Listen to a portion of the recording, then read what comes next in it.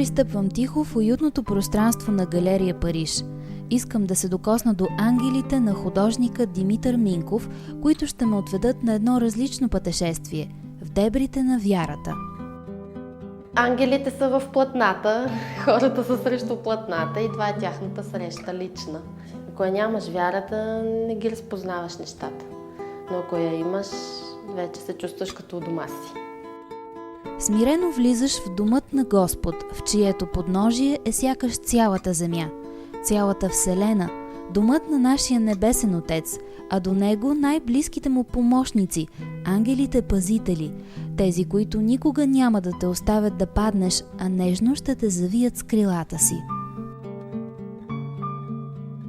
Те са и нашите пазители от една страна и от друга страна те отнасят нашите молитви към Бога.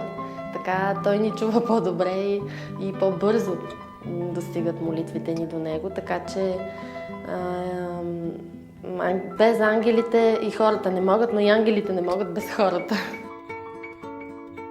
И може би именно когато сме най-самотни, като този отшелник, намираме време да поговорим с Бога, да му разкажем за мечтите си, да споделим с Него страховете си, да разкрием съмненията си. А след това, като Ной в бурното житейско море, да се уповаваме само на Неговата безгранична милост и всеопрощаваща любов. Любов, която един ден ще ни отведе до вратите на рая, за да открием, че там има много ключове, но само един е истинският, който ще ни отведе завинаги в Божието присъствие. Има една така свобода и смелост от страна на автора да направи тези неща, но те не са току-така появени, а са в резултат на 7 години експерименти от негова страна, за да има този резултат накрая.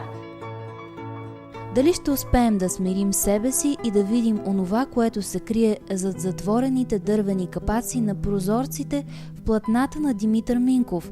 Ще устои ли нашата вяра на различните изпитания във времето? Както е устояла и галерия Париж, чиято 7 годишнина се чества именно с тази изложба – хора и ангели.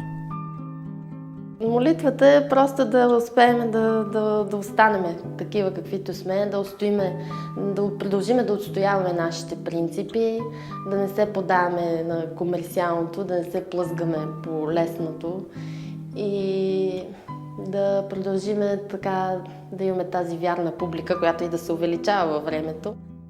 Струва ми се, че изречена пред толкова много ангели, тази молитва не може да остане нечута.